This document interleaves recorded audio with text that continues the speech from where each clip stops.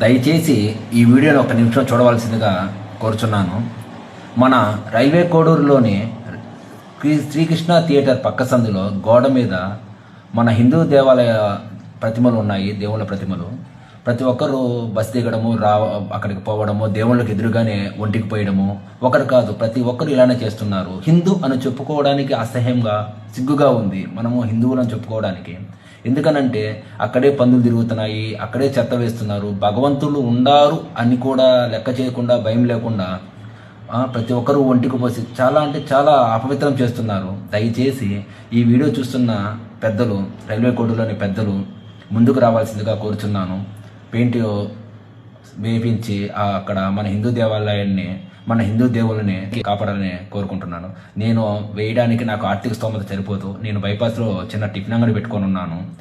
దానివల్ల నాకు అంత శక్తి, ఆర్థిక స్తోమత లేదు.